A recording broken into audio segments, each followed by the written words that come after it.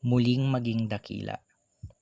Sa araw na ito, 69 na taon na ang nakalipas, namatay ang isang batang bayani at propeta ng ating lipi sa kanyang minamahal na lupain.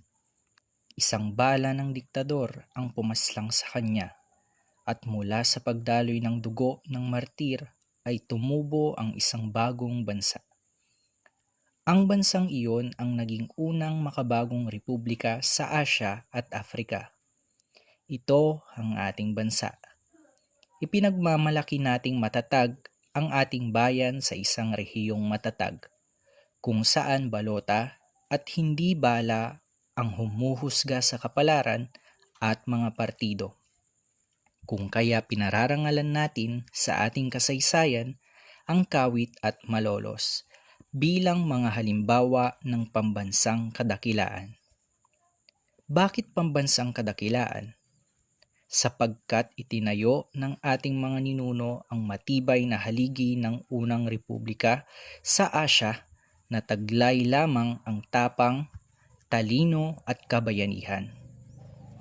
Ngayon, ang hamon ay hindi na gaanong mapapansin, ngunit ito'y mahalaga pa rin. Kailangang ulitin natin ang mga ginawa ng ating mga ninuno sa isang mas karaniwang panahon, malayo sa madugo at dakilang pakikipagsapalaran, sa pamamagitan ng pagpapabilis ng pagbabago ng ating lipunan at kalakalan. Sapagkat ngayon, tila nalimutan na ng Pilipino ang kanyang diwa, dangal at tapang. Maaari pang muling maging dakila ang bayang ito. Paulit-ulit kong binabanggit ito. Ito ang aking pinaniniwalaan at ninanais ng buong may kapal na tayo'y magtulungan upang isakatuparan ang ating panalangin. Maraming beses ko nang sinabi ito. Sinusulat bawat salinlahi ang sanling kasaysayan. Naisulat na ng ating mga ninuno ang kanila.